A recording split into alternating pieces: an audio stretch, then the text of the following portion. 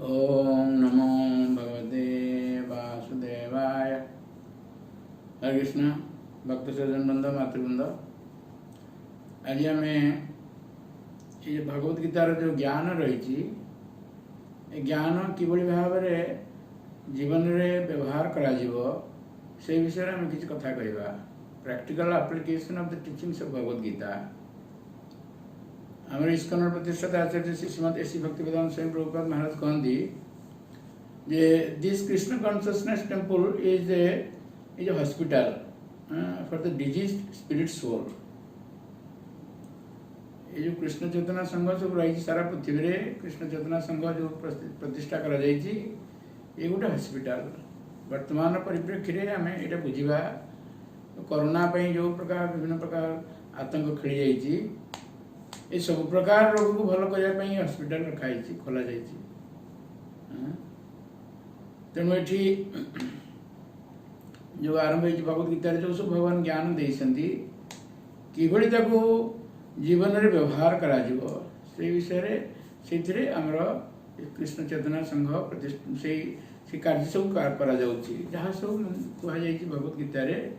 सब पालन करा सकाळू आम जो उठुचे 4:30 4:30 आम मंगला आरती मंदिर में ये गोटे औषध। भगवद गीता भगवान कहले जा निशा सर्वभूतानां तस्यां जागृति संयमी जस्यां जागृति भूतानि सा निशा वसुत मुने। साधारण लोक मैंने से समय शयन करते सेटा रात्रि किंतु संयमी व्यक्ति मान सेटा दिवस।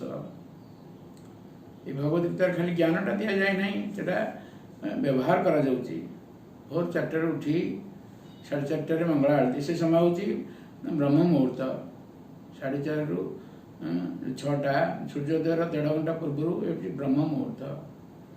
भौतिक जगत जो 3टी गुण रही भगवद गीता भगवान कहले सत्य रजस्तम प्रिय तम रजस्तम स्थाव्य सत्यम भवती भारत रज सत्यतम से तम सत्यम रजस्तथा। ये 3टी गुण रही केतबेले सत्य गुण प्राधान्य रही केतबेले रजगुण प्राधान्य रही केतबेले तम गुण प्राधान्य रही।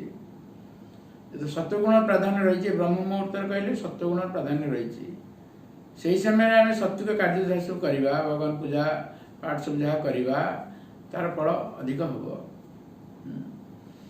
तो से भाव में सका आमर मंगलारती है भगवान नाम जप है भगवान नाम जप करागला। ये कलिजुगर युग धर्म से भगवद गीतार भगवान कहले यज्ञानाम जप यज्ञस्मि। विभिन्न जुगे विभिन्न प्रकार जो यज्ञ रही कलिजुगे हूँ जप यज्ञ भगवान नाम हरे कृष्णा कृष्णा कृष्णा हरे हरे हरे राम राम राम हरे हरे नाम जप करले ये गोटे औषध। हॉस्पिटल ट्रिटमेंट चलती सका उठी चलती विभिन्न प्रकार चिकित्सा चलती भगवान नाम जप करागला भगवान पूजा आराधना करागला तापर भागवत कथा आसला भगवान कथा ये गोटे औषध। भागवत वर्णना कर भगवद गीता मत भगवान कहते जो मैंने महात्मा माने से सब भगवान का नाम कीर्तन करती कथा कीर्तन करती भागवत वर्णना कर भवो सदात। 10 स्कंद प्रथम अध्याय परीक्षित महाराज से कथा कहते निवृत्त तर्षैरुपगीय मानात् ये भवर भौतिक जगत जो आसक्ति जो मैंने मुक्त होती निवृत्त होती से भगवान को गुणगान करती। निवृत्त तर्षैरुपगीयमान भवो सदात। ये भवरोग आम यहाँ जो रही भवरोग विभिन्न प्रकार जो जन्म मृत्यु जरा व्याधि विभिन्न प्रकार व्याधि रही कोरोना जो आरंभ कर सब प्रकार जिते प्रकार व्याधि रही ये गोटे भवरोग। ये भवरोग दूर करने ये हूँ औषध भवौषधा। केवल शुणिया मात्र के औषध कार्य कर मन विरामा खाली जो भवरोग दूर हम ता मन को आनंद प्रदान कर रस रही। भगवान कथा भागवत कथा सका 8 ରୁ 9 सारा पृथ्वी जिते सेंटर अच्छी 8 ରୁ 9 भागवत कथा समस्त कहुच्छी भागवत श्रवण करने से समय आप 9 प्रसाद पाइले प्रसाद गोटे औषध। भगवद गीता भगवान कहले अच्छा भागवत कथा हम कहवा भागवत कथा जो कहुई भागवत एभली शास्त्र जे जस्यां विश्वेमाणां कृष्णे परम पुरुषे भक्ति उत्पद्यते पुंस शोक मोह भयापहा। कि व्यासदेव जी की भगवान का जन अवतार से समस्त शास्त्र रचना कले वेद उपनिषद पुराण इत्यादि अंतिम वेदांत सूत्र रचना कले वेदांत सूत्र रचना कर सारी भगवद गीता मध्य वेदांत सूत्र विषय भगवान कहते ऋषिभीर बोधा गीतं छंदभीर विविधि पृथक ब्रह्मसूत्र पदस्यैव हेतु मध्य विनिश्चिन्तै से जो रहा ये भाव अनेक शास्त्र रही कि ब्रह्मसूत्र सबकि न्यायिक भाव वर्णना कर ब्रह्मसूत्र भाष्य होती भागवतम ब्रह्मसूत्र रचना करके शांति प्राप्त हो पार नथिले भगवान का जन अवतार साधारण व्यक्ति नुहति तेणु जो गुरु नारद मुनि कहले तमें शास्त्र भगवान का नाम रूप गुण लीला यहाँ वर्णना कर अन्य जो वेद उपनिषद रे से सब विस्तार भाव वर्णना करा जाई नहीं से तमें शांति प्राप्त हो पारना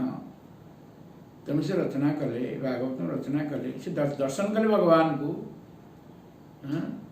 भक्ति जोगरे भगवान दर्शन करी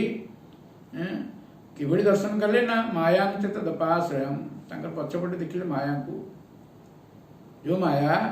ये समस्त आम समस्त जीव को मोहित कर रखिंट से लोक मैंने जानते नहीं भवरोग जो भोग कर भवरोग दूर करने भगवान ये व्यासदेव भगवान के जन अवतार ये रचना करे सात्वत संगीता भागवत शास्त्र रचना करे ये शास्त्र जहाँ को शुणिया मात्र जस्याम वै श्रूयमाणायाम कृष्णे परम पुरुषे भक्ति उत्पदते भगवान प्रति भक्ति आसव एवं भक्ति आसले कौन हम ना शोक मोह भय चलीज ये हूँ भवरोग अतीत आमर शोक रही वर्तमान मोह रही भविष्य भय रही वर्तमान जमी करुणार भय रही तेणु ये सब चलीज भगवान कथा शुणा मात्र के ये हूँ ये गोटे औषध 8 ରୁ 9 सारा पृथ्वी में सबुठारे औषध व्यवस्था कर 9टार प्रसाद दिगला सी औषध औषध भगवद्गीता भगवान के प्रसादे सर्व दुखाना हानिरस्य बुझाते प्रसन्न चेतु से आसु बुद्धि पर्यवतिष्ठते ये प्रसाद पाइले आम बुद्धि माने पर्यवतिष्ठते आम ठीक बुद्धि के आसिया पहुँचा आम ठीक बुद्धि आम प्राप्त हवा जो बुद्धि द्वारा आम ये भवरोग मुक्त हो पार तेणु ये भाव में दिन सारा सका राति पर्यंत ये हस्पिटाल ट्रिटमेंट चलती औषध दि जाऊँगी सबकि औषध भगवान कथा औषध भगवान भागवत पाठ करवा से गोटे औषध प्रसाद पाइबा से गोटे औषध भगवान नाम जप कले से गोटे औषध सबू जहाँ करवा जत करोसी जद स्नासी जत जुहोसी ददासी जत तपस्सी कौंतेय तत्कुरुष मदर्पणम जहाँ करवा सबकि भगवान को अर्पण करवा ये हस्पिटाल चिकित्सा करा जाउची